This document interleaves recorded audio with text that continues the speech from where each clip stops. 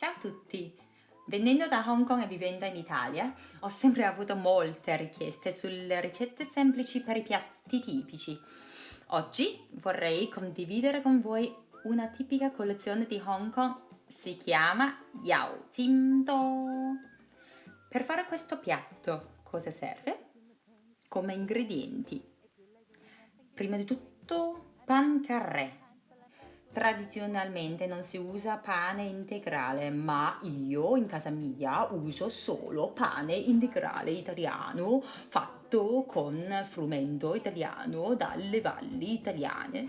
Burro. Meglio toglierlo dal frigo un po' di tempo per ammorbidirlo. Marmellata. Potete usare qualsiasi tipo di marmellata.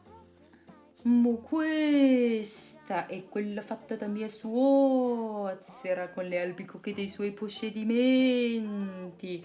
Ma come le buona! Bravissima mamma! Come attrezzatura un tostapane. Basta uno che funzioni, e un coltello.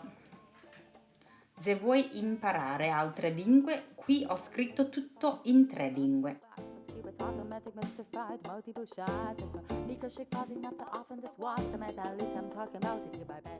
Ed ora, momento magico. Prima di tutto, la crosta di pan carré si toglie nel ristorante. Ma io in casa mia mangiamo tutto, non sprechiamo niente. Poi, attenzione! Il prossimo passo è molto importante. Mettiamo il pane dentro il tostapane e non dimenticate mai, mai, mai di accenderlo.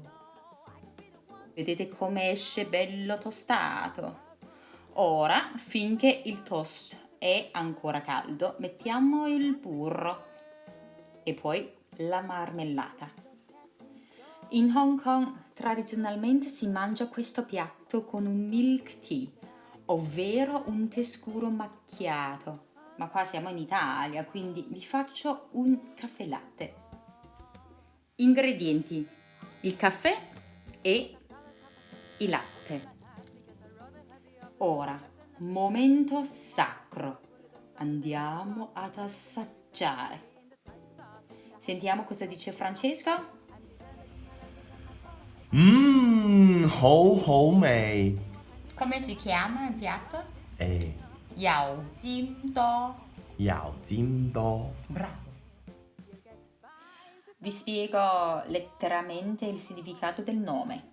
Yao vuol dire grasso, in questo caso burro. Jin è una parola che deriva dall'inglese jam, cioè marmellata. To è un diminutivo di tosi, viene dalla parola toast, cioè pane tostato. Spero che abbiate imparato bene come si prepara una tipica colazione di Hong Kong. Vi giuro che non è difficile, potete sfidarvi e prepararla anche a casa vostra. Vi auguro un buon giorno e buon appetito. Bye bye.